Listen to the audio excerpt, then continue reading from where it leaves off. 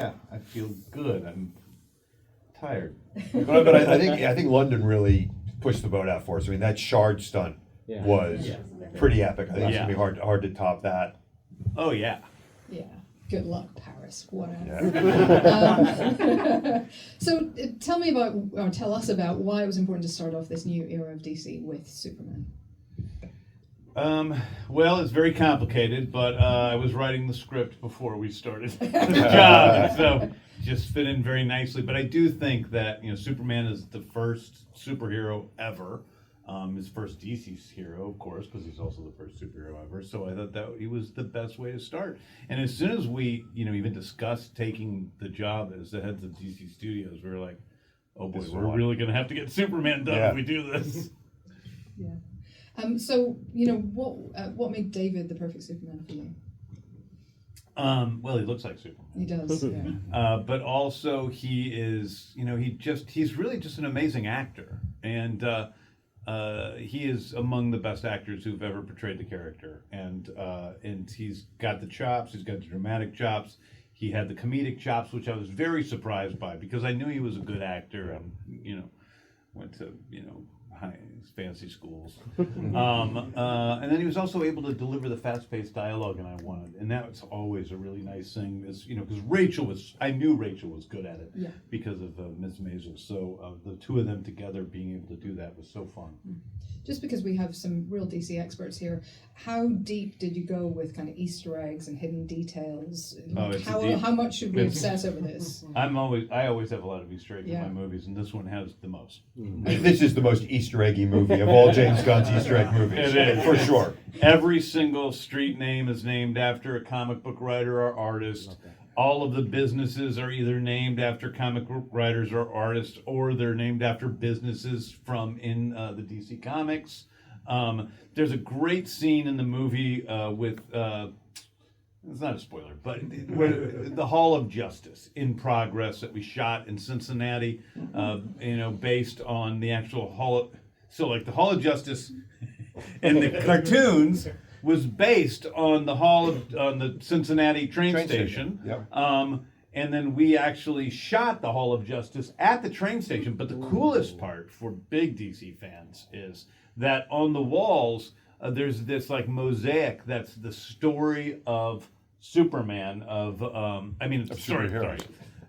Well, there's the story of Cincinnati. Oh, I know. How Cincinnati came about with the iron workers and the farmers and everybody else. And we turned that into a mosaic of the story of metahumans in the DCU. So you can kind of see the history of... for you fans, it's got some deep cuts on it. Oh, deep cuts. But for you real fans, you're going to want to freeze frame it and look at every single one of them. It's pretty great. And it is really in the background, too. No one's ever noticed it unprompted. Yeah. But it took a lot of time for the production design department to work on it, and a lot of planning with the different characters. And there's even a famous actor is one of those characters, but I won't say. Don't spoil it. Okay, I actually have some questions from these guys. So Luke Bug asks, hello. You filmed part of the movie. Hey, man. You filmed part of the movie in Cleveland, where obviously Jerry Siegel and Joe Shuster first dreamed up the character. So did that feel like it helped connect you more deeply to that legacy and that original vision? There was one really awesome moment in Cleveland. So in Cleveland, there's this town square, which is really nice, actually, where we shot a huge chunk of the movie with the kaiju. And we were location scouting in Cleveland, and I had never been to Cleveland. And I was like, wow, this is so Art Deco. It looks like what you would have seen in the original Superman movie, what you would have seen in many of the comics. And I'm like, this is perfect for the architecture.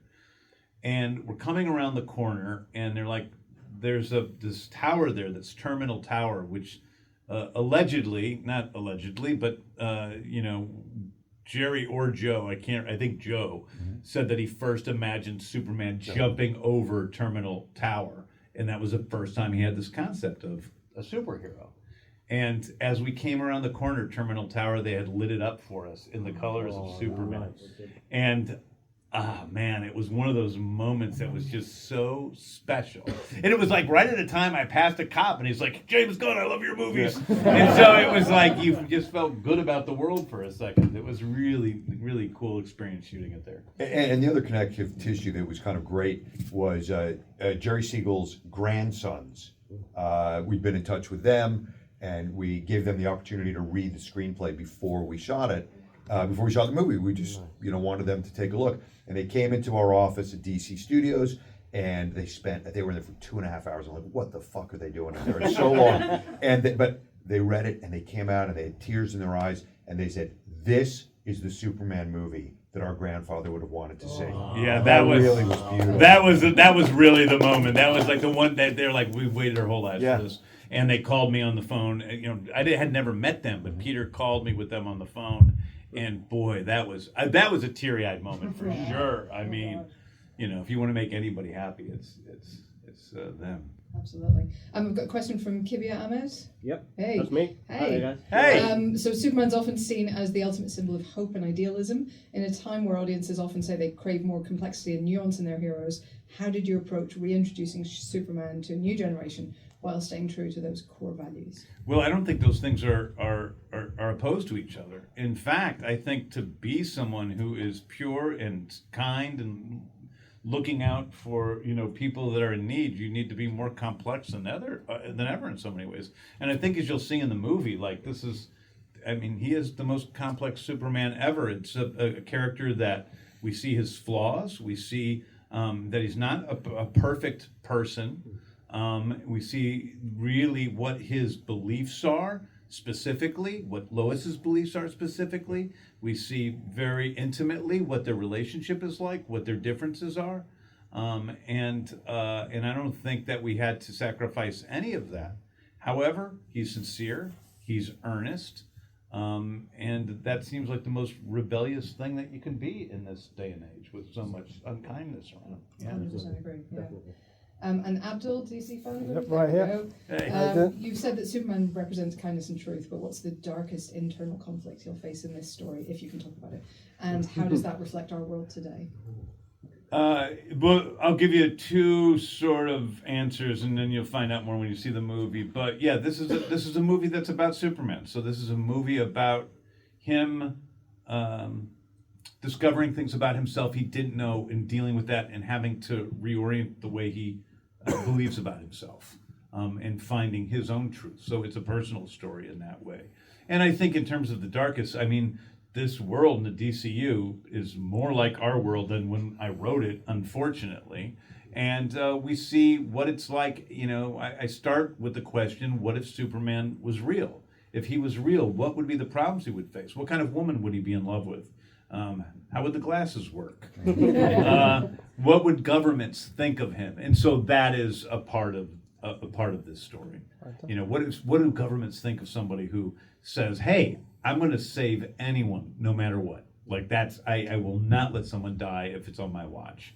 So how would our government think about that? How would your government think of that? Thank you.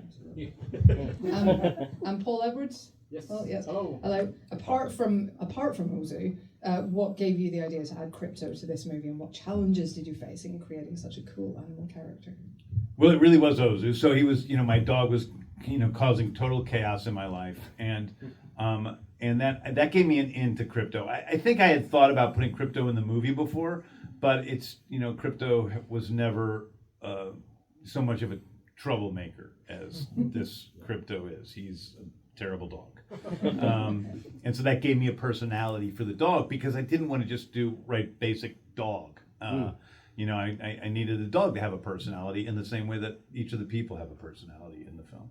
And but also at the same time, when I was a kid and I read Superman comics, I didn't, open up comic books and see, oh, here's a spaceship coming to Earth, and now here's Superman, and now he's got superpowers, and there's some people around who are reacting to him. No, I opened up a comic book when I was 4, and there was Superman there with his superhuman friends, and giant monsters, and robots, and sorcery, and science so advanced it seemed like sorcery. And so I really wanted to create that world around Superman. This isn't you know, this movie is about Superman, but it's also about the environment that he lives in, which is an alternate world, the world of DC, DCU, and DC Comics, and so Crypto was a part of that for me.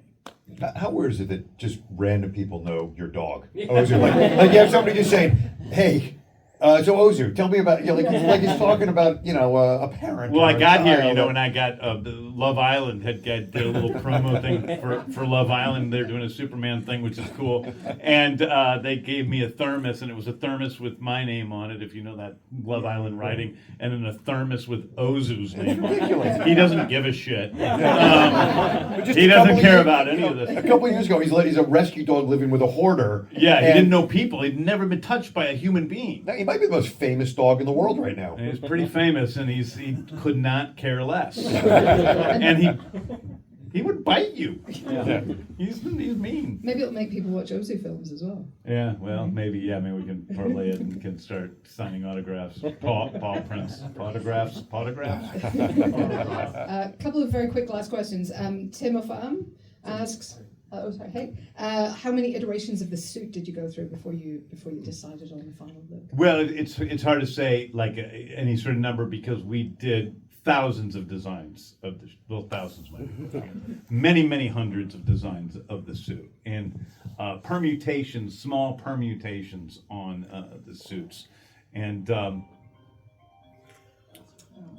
Oh, Sophie, we can't take her anywhere. Yeah, but who's holding it? Who's holding it? It's your phone? I don't You know. should answer it. Give it to these guys. That's your price. They can say whatever they want.